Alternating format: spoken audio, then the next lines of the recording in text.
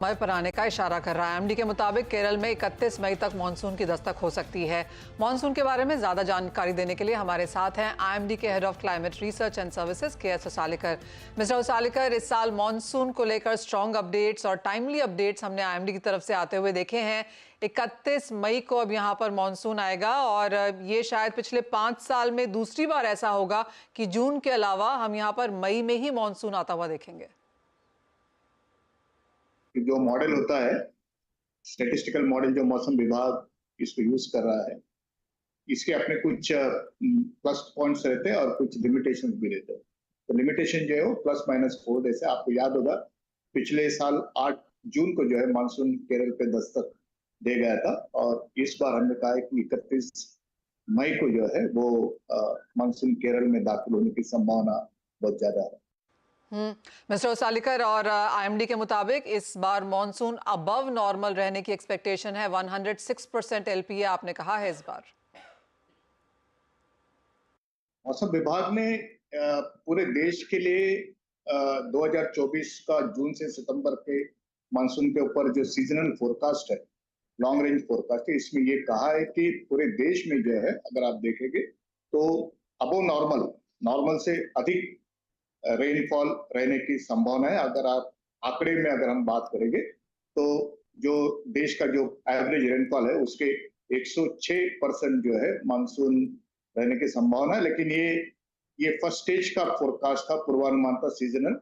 हम कुछ ही दिनों में मई के आखिर के सप्ताह में हम लोग और एक second stage LRF long range forecast monsoon का देगी, जिसमें और भी बहुत सारे अपडेट्स रहेंगे जिसका फायदा जो है पूरे देश को और बाकी सब स्टेक होल्डर्स को रहेगा।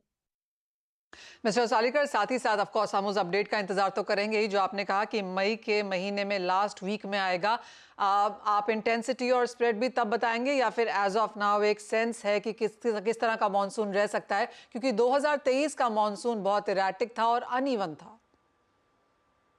जो पूर्वानुमान हमने दिया है उसमें हमने बरसात के वितरण के भी बात की, किस तरह से डिस्ट्रीब्यूशन रहेगा। ये भी हमने कहा है कि कौन से इलाके हैं देश के जिसमें वो अबव नॉर्मल रहने की संभावना। कुछ हिस्से ऐसे है, जैसे मुझे याद है कि नॉर्थ ईस्ट के कुछ हिस्से, उसके बाद ईस्ट सेंट्रल जैसे उड़ीसा या उसके अगल बगल के हिस्से, और ऊपर most northern part of the country, यहाँ पर शायद कुछ जगह पर जो है मौसम नॉर्मल या उससे थोड़ी सी कम रहने की संभावना है। बाकी अधिकतर देश में, पूरे भाग में मानसून अबव नॉर्मल रहने की संभावना है, इंक्लूडिंग महाराष्ट्र। ये पहले स्टेज का पूर्वानुमान है। जैसे मैंने कहा है कि और 1-2 सप्ताह में हम लोग will come with the second updates which will be another additional input. Mister Usalikar, एक फाइनल सवाल, और जो आईएमडी की कल की रिपोर्ट आई है उसमें आपने ये भी कहा है कि एल निन्यो अब यहाँ पर ईज आउट हो रहा है और ला नीना की स्थिति हम यहाँ पर अगले 5 से 7 हफ्तों में बनता हुआ देखेंगे। इसका कितना इम्पैक्ट मानसून पे रहेगा?